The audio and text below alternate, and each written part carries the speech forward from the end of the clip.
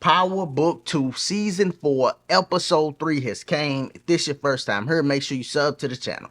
Check out the other content. We do film, music, and sports, alright? A lot of stuff on the channel. Check that out. Click that like button. I appreciate you. Now, I gotta keep it a buck on this episode. Y'all know me. If I seen the episode and it was fire, I'm gonna say it's fire. But if I thought it was garbage, I'm gonna say it's garbage.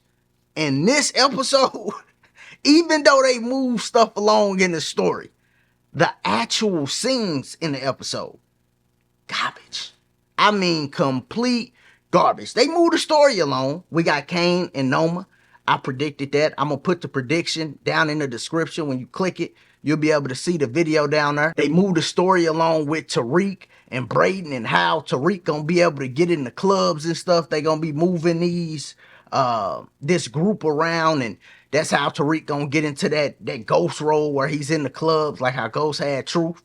They also revealed to Monet that it was Diana and Drew that put a plan together on them, right?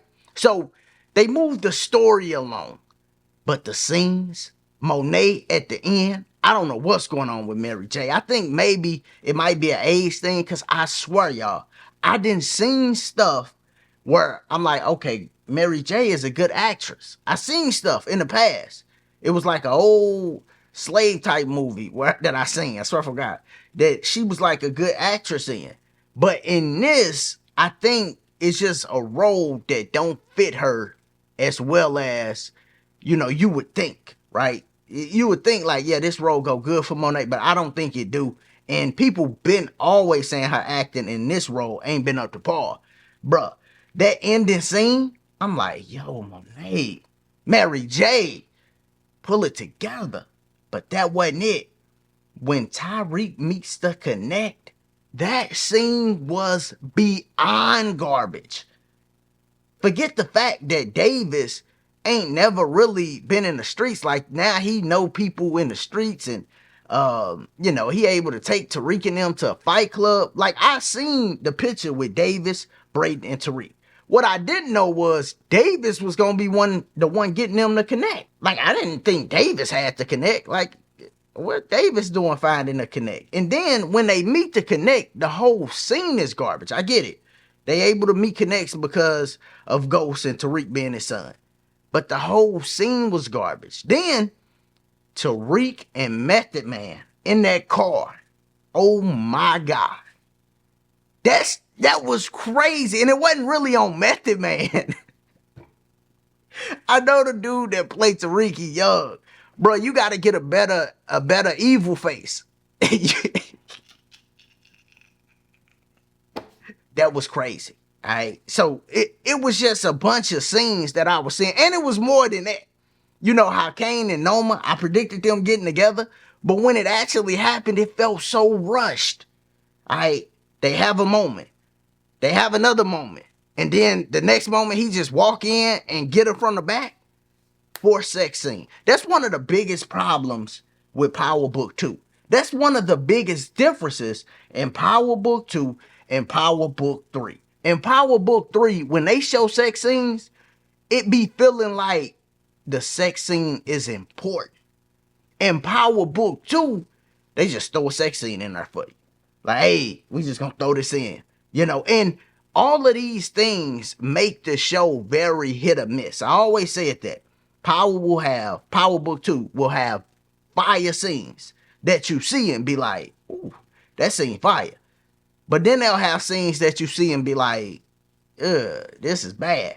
And I think with them ending on the 4th season, and it felt like they ended abruptly, I don't think the writers had enough time to really close storylines like how they wanted and do everything they wanted to do. So now things are feeling rushed. That's what I got from watching this. And y'all can have a different opinion. That's perfectly fine. It could be people that watch this episode, seen that Kane and Noma scene and say, oh my God, and, thought it was fire. Hey, I seen it coming, but, the actual scene wasn't that good to me. All right. Or the Tariq and Method Man scene, you could have seen that and said, that boy that played Tariq do some real good acting. I seen it different. Now, as far as the story goes, I like the overall story. I just don't like the scenes and how it's coming out. But the overall story with Tariq and them getting into the clubs, him being like his father, I like that, and how he gonna move the work around. And, I like how they doing that. I like how they positioning everybody to be on different sides, right? And it's really, you got Drew and Diana, which Drew gonna be left out there to get knocked off. I think Tariq is gonna take Diana in once he figure out, oh, she's pregnant. He gonna take her in. That's gonna help her be okay. But I think Drew gonna get knocked off for sure. And then you got Kane and Noma on the side, right? And then you got Monet, who's kind of just out there, right? Because you really got to think too. Monet asked all the kids, hey, y'all can be partners this time. We're going to start our own business, but instead of, y'all hustling for me, y'all could be partners. Diana said, okay, mom, but at a certain point, I need to get out the game, right? Drew and Kane said no. So Monet got Kane because that's, she his mom, and he trying to knock off Drew and Diana for her. But she don't really got Kane no more as far as being in the game. So she gonna be out there. I think she actually might be with Tariq and Diana. I don't think Monet will want anything to happen to Diana if she find out Diana is pregnant. Even though Diana backstabbed her. Sometimes you give your kids a little leeway. And I think that's what's going to happen with that situation. It'll end up being Monet, Diana, Tariq, and Davis and Brayden. That's one side, and then you're going to have Noma. And then we also had Obi get knocked off, which I felt like that could have been a little better too. I got to be honest. That could have been better too. But we got Obi getting knocked off, and now that really opens it up for Kane and Noma. And we could actually see Obi was trying to take that position that Kane is taking. He shot his shot at Noma before Kane did. Noma turned him down. She didn't see him in that light. And then with him getting green cards from Tariq, that really just blew up his spot. I thought Drew was going to lie for him. But when they got in front of Noma, when Drew told the truth, I'm like, yeah, Obi gone. And he don't even know it. He still think their relationship is close enough to where she just gonna sweep that under the rug. He had no clue.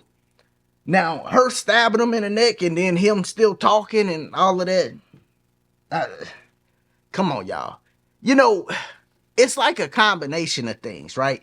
Like, I don't want to put all the blame on the actors, because it could be the fact that the writers had to be rushed.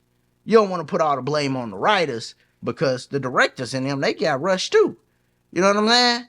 So, it's like, it's probably a collective of things, and it's forcing everybody's performance to be a little lower than what it typically would be, for me at least. Now, do I still support the show? I'm always support the Power universe because of the original Power and because of 50 Cent.